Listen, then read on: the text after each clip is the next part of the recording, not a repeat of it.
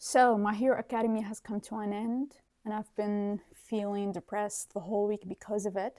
Let me talk about my feelings first, and then explain why I actually like the ending. Unlike a lot of people, My Hero Academia is the last anime I've been following consistently since 2017.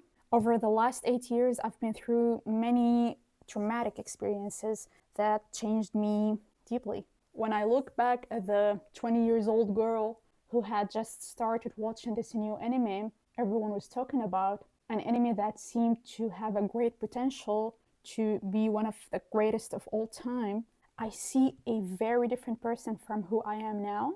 I learned a lot, I matured a lot, and I changed. I'm not the same person anymore, and it feels strange to look back and see someone you can barely recognize. In 2021, I lost my younger brother to cancer.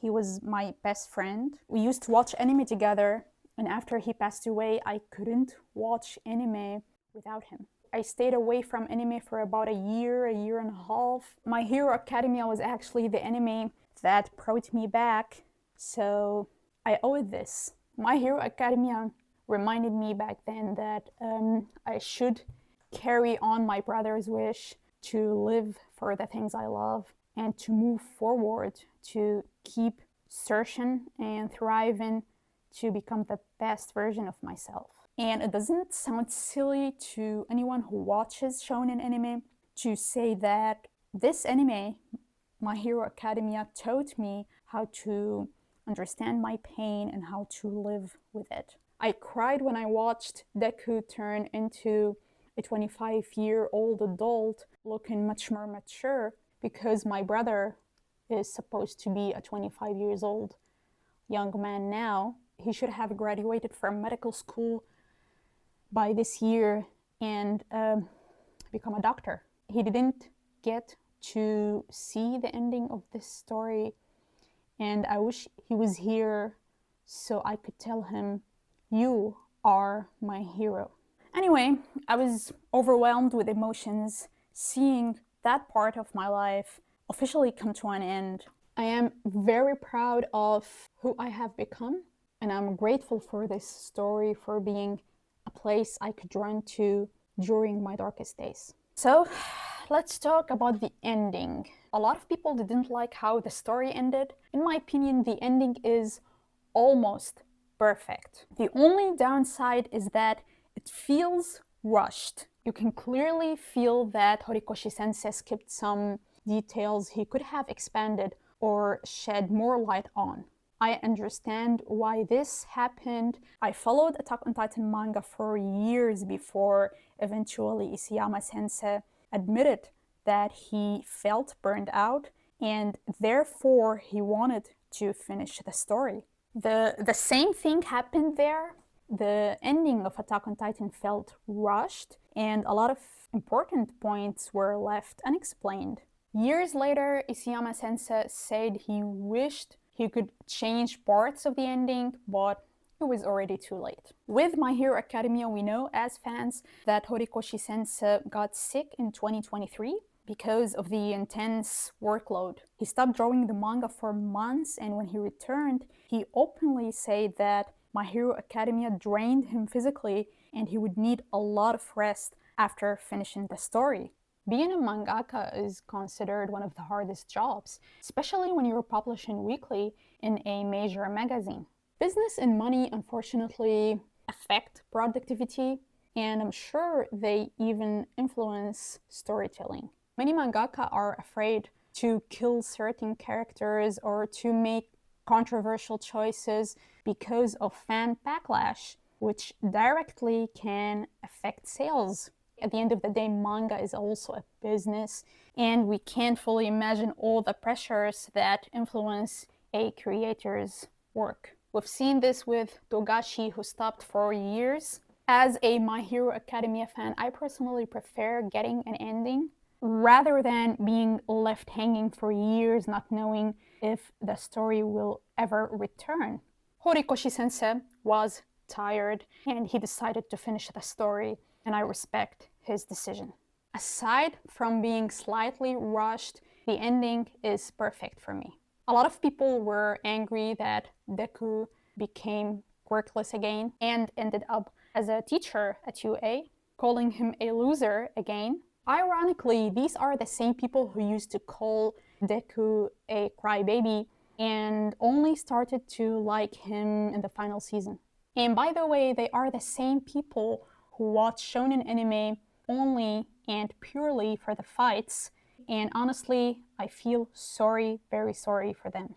These people are missing so much.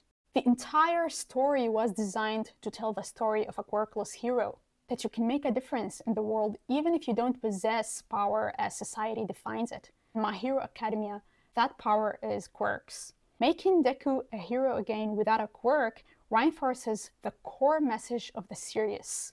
Heroism is not about power, it's about compassion, values, and responsibility. The second major lesson many viewers miss is the importance of the social responsibility and the contrast between individual power and the society as a whole. Deku as a symbol is the product of collective effort. Individual power matters, but it only reaches its full potential when it serves society. You need people around you to become the best version of yourself. Even individualism as a philosophy, I'm an individualist, shines brightest when it aligns with collective good. Deku would not be who he is without the people around him, his friends, his mentors, and even the villains he encountered. After the war, society finally understood what real power is. It's not quirks, it's not heroes, it's the social and moral foundations that allow a society to flourish and to achieve well-being. A villain is not born a villain. Some people may have quirks that push them away from society, but when children are raised in a healthy environment, they don't become villains. Yes, genetics matter. As a pediatrician, I already know that. But as a pediatrician who works with kids every day, I also know that social connections in childhood have an enormous impact on our personalities and how we view the world. That's why so many heroes, including Deku and Ochako, turn their focus toward kids, toward children. Childhood is where our values, our behaviors, and our worldviews formed. The heroes realized after the war that by improving conditions for kids and for children for the next generation, they could prevent thousands from becoming the next Toya or the next Shigaraki. This is true power. This is heroism. And that's something people who watch shonen for the fights don't understand. In medicine, we have a really nice saying that kind of applies on the ending of My Hero Academia and kind of shows what truly power is. It says, a good surgeon knows when to operate, but a great surgeon knows when not to operate. I don't know what to say anymore. Like, it's really the same thing here. A good hero knows when to fight, but a great hero knows when not to fight. The society in My Hero Academia healed really quickly after the war because they could identify the real problem. The problem is impaired social conditions, starting with the smallest unit of a society, which is the family. The role of heroes shifted. They began working with children and raising awareness. Deku becoming a teacher, Ochako dedicating herself to help children with dangerous or weird quirks so they don't end up like Toga. I almost cried watching this. I had goosebumps all over because I decided to become a pediatrician and work with kids for the same damn reason. If you want to change a society, then start with its children. That was the true conclusion of the story. You can make a difference even if you don't meet society's standards. but you must surround yourself with the right people and work together. Evil is not an ontological value that falls from the sky. It's a mirror that reflects society's failures. When we look at that mirror, acknowledge our flaws, and fix them, together we become better. That is what I learned from My Hero Academia.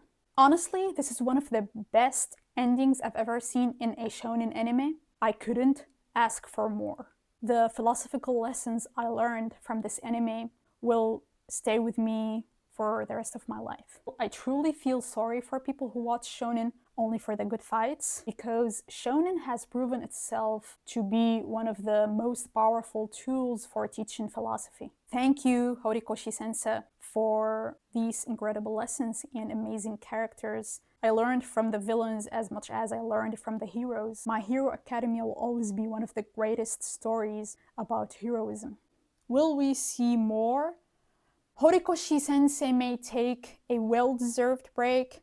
Though he may still share amazing sketches on Twitter, this man loves his characters, he loves MHA, and I doubt that he can stay away from MHA's world for a long time. The world of My Hero Academia is a very rich land to create stories. I don't know, I have a feeling, it's just a feeling, but I have a feeling this is not the last we'll see of MHA. I know about vigilantes, I'm not talking about vigilantes, but I'm talking about the main My Hero Academia. It's just a feeling, I don't know.